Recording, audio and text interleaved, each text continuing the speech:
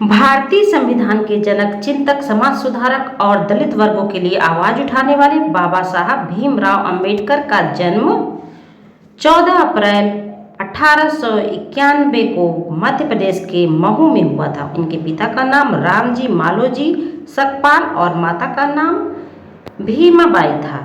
भीमराव अंबेडकर अपने माता पिता की 14वीं संतान थे। आज इनकी 133वीं जयंती मनाई जा रही है। भीमराव अंबेडकर साहब का जन्म निचले कुल में हुआ था। इनका परिवार महार जाति का था। इस जाति को समाज में बहुत ही अछूत माना जाता है। ऐसे में भीमराव को बचपन से ही सामाजिक भेदभाव के साथ कमजोर आर्थिक स्थिति का भी सामना करना पड़ा।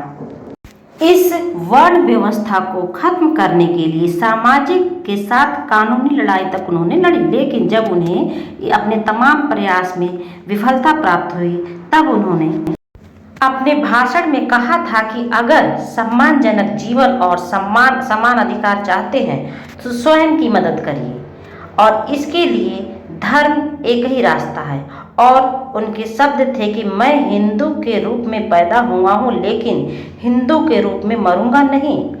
कम से कम यह तो मेरे बस में है। उन्हें यह एहसास हुआ कि हिंदू धर्म में व्याप्त जाति प्रथा और भेदभाव की कुरीतियों को कभी दूर नहीं किया जा सकता है। भीमराव अंबेडकर ने 1908 में एल्फिंस्टन कॉलेज में दाखिला लिया। इस महाविद्यालय में दाखिला लेने वाले वे पहले दलित छात्र थे। भीमराव अंबेडकर ने दलितों, निचले वर्ग, मजदूर और महिलाओं पर हो रहे अत्याचार के खिलाफ आवाज उठाई। बाबा साहब अंबेडकर आजाद भारत के पहले कानूनी मंत्री बने। इतना ही नहीं, उन्होंने विश्व का सबसे लंबा लिखित संविधान 26 नवंबर 1949 को तैयार किया। इसे तैयार करने में 2 साल 11 महीने और 18 दिन लगे। इनका विवाह 1906 में 9 साल की रमाबाई से हुआ।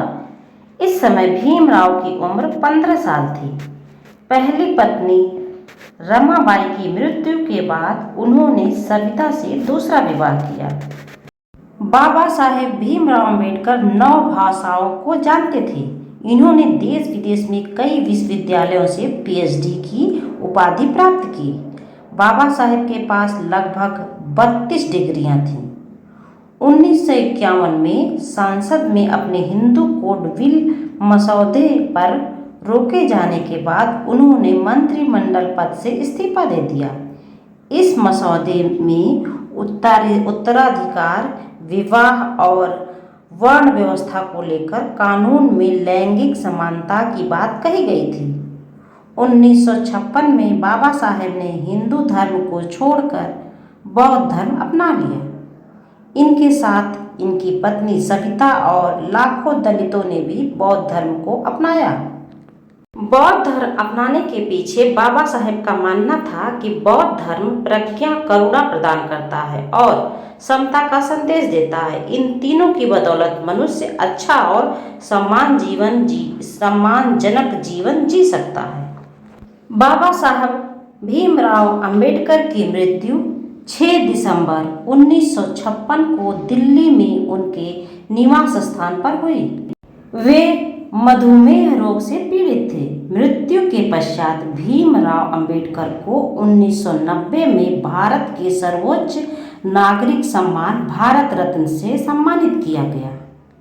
तो दोस्तों, मेरा यह वीडियो आपको थोड़ा सा भी पसंद आया हो तो इसे ज़्यादा से ज़्यादा लाइक तथा शेयर करें और यदि आप चैनल पर नए हैं तो इसे सब्सक्राइब भी अवश्य करें। जय हिंद।